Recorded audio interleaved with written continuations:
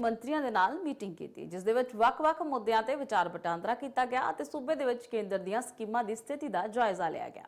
मनोहर लाल खट्टर ने दस्सिया कि बिजली और मकान उसारी शहरी मेरे कोल विकास महकमा है, इसलिए मैं सारे राज्यों के विच जाके काम देखदा हां, जिस विच जो भी काम हुंदा है वो देखदा हां, जिस विच मसलियां नूं हल करन लई विचार वटांदरा कीता जांदा, जिस दे विच अज चर्चा हुई है।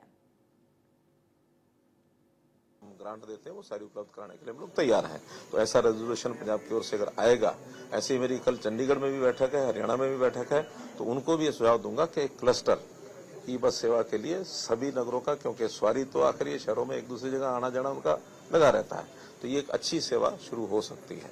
सोलर का तो इतना, क्योंकि स्कोप जो है वो पंजाब में नहीं है, क्योंकि उसके लिए जितनी लैंड चाहिए, पंजाब की लैंड फर्टाइल लैंड है, शहरी आबादी और फिर बाकी सब कॉस्टली भी है, तो उस नाते से यहाँ सोलर का स्कोप उतना नहीं है।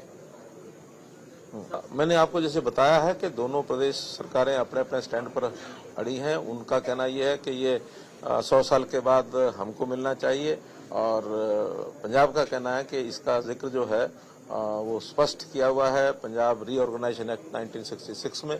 तो उस पर चूंकि सुप्रीम कोर्ट अपना कोई ना कोई निर्णय देगी, और सुप्रीम कोर्ट का अभी तारीख भी शायद जल्दी लगी हुई, 9 तारीख है अभी, जल्दी है, हाँ जल्दी एक तारीख लगी है उनकी।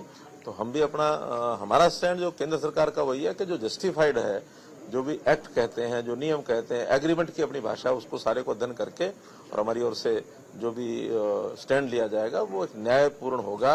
हम किसी की फेवर करना हमारे पार्ट पर उचित भी नहीं है, ना हम हिमाचल की फेवर कर रहे हैं, ना हम पंजाब की कर रहे हैं। जो उचित होगा, जो निर्णय कागजों के हिसाब से, यानी एग्रीमेंट के हिसाब से, एक्ट के हिसाब से जो उचित होगा, और वही फैसला मुझे लगता है सुप्रीम कोर्ट करेगा, और जो सुप्रीम कोर्ट करेगा वो सबको मान्य होगा। ये बहुत दुर्भाग्यपूर्ण है कि जो एक विषय 1947 में ही सॉल्व होना चाहिए था, वो उस समय सॉल्व नहीं हो सका। वो कोई ना कोई कमी रही होगी उस समय, उस पर हम नहीं जाते, लेकिन देश की जनता एक मांग कर रही थी कि हम 370 हटा करके जम्मू कश्मीर को भी देश का एक ऐसा ही अभिन्न हिस्सा बनाएं जैसे बाकी प्रांत हैं। तो वो 370 के एब्रोगेशन के बाद वो हिस्सा बन चुका है।